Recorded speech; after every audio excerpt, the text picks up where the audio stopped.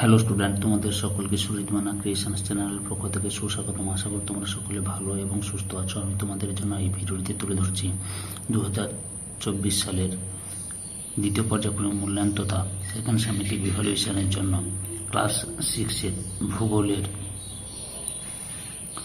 প্রান্তিকের স্মৃতিবাসী মৌলিক প্রশ্ন প্রস্তুতির 7 নম্বর সেটের নিউ আলিপুর মাল্টিপারপাস স্কুল, এই স্কুলে যে প্রশ্নপত্রের সেটটি রয়েছে সেই সেটের সম্পূর্ণ সমাধান করছি।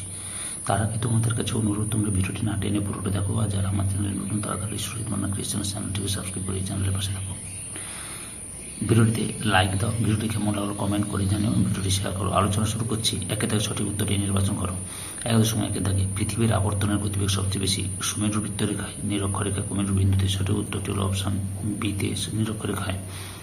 1.2 থেকে ভূপৃষ্ঠ থেকে উপরে 16 কিমি পর্যন্ত যে বায়ুস্তর আছে তার নাম ট্রপোস্ফিয়ার, মেসোস্ফিয়ার, থার্মোস্ফিয়ার। সঠিক উত্তরটি হল অপশন এতে, ট্রপোস্ফিয়ার। 1.3 থেকে পৃথিবীর সব থেকে বাইরের পাতলা শক্ত আস্তরণটা হলো ভূত্বক, কেন্দ্রমণ্ডল, শিলামণ্ডল। সঠিক উত্তরটি হলো অপশন এতে, ভূত্বক।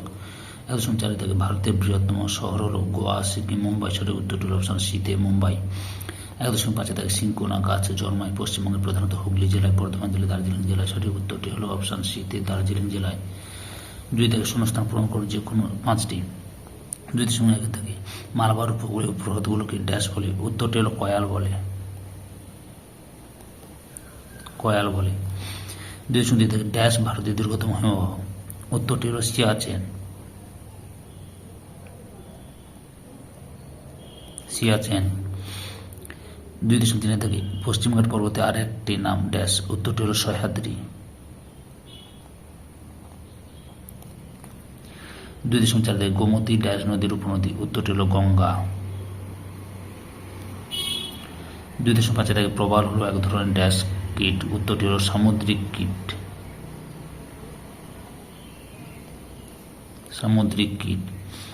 2.6 থেকে ভারতের উর্বর নবীন পরিমাটি ড্যাশ নামে পরিচিত। উত্তর হলো খাদার নামে পরিচিত, খাদার।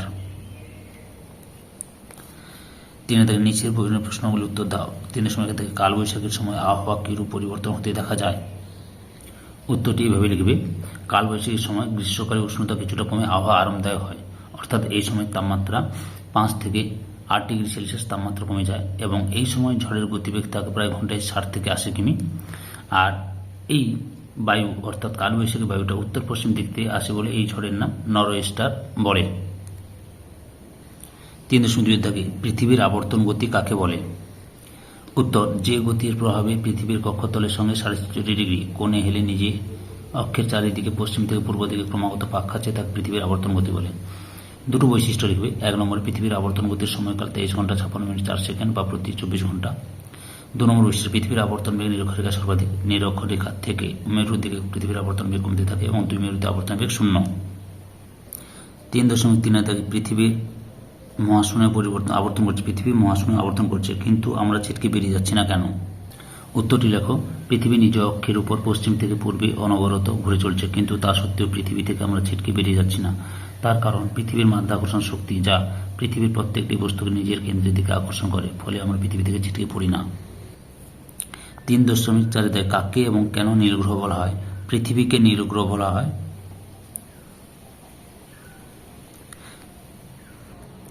কারণ পৃথিবীর প্রায় 3 ভাগ জল এবং 1 ভাগ স্থল। পৃথিবীর 3 ভাগ জলের জন্য মহাকাশ থেকে পৃথিবীকে নীল গ্রহকে ন্যায় দেখায়, এই জন্য পৃথিবীকে নীল গ্রহ বলে। 3.5 থেকে অভয়ারণ্য কাকে বলে। উদাহরণ সহ লেখো।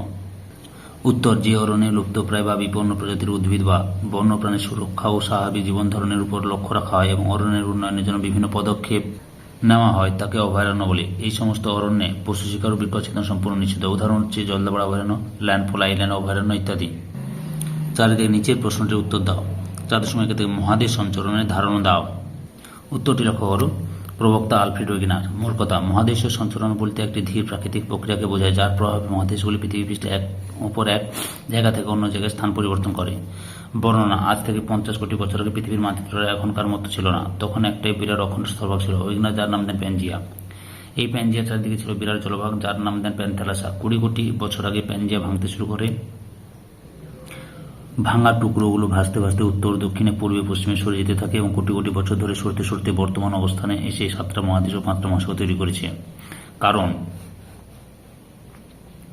মহাদেশগুলির এরূপ সরে যাওয়ার কারণ হিসেবে ওয়েগনার বলেন, চাঁদ ও সূর্যের জোয়ারি শক্তি এবং বৈষম্যমূলক অভিকর্ষজ শক্তি এর জন্য দায়ী।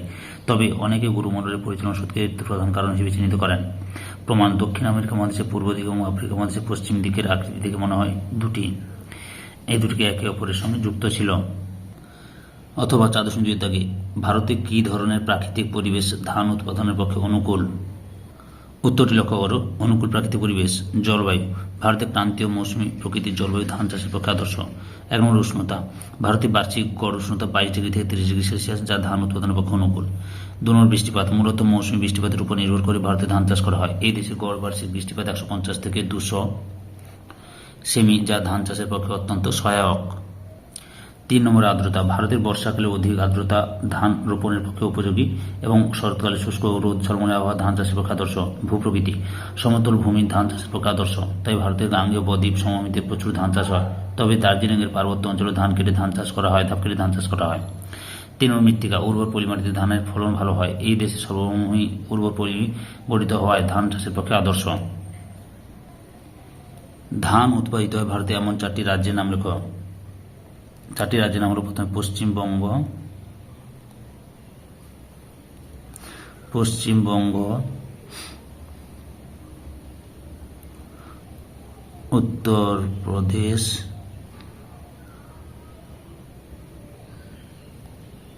পাঞ্জাব, বিহার, উড়িষ্যা।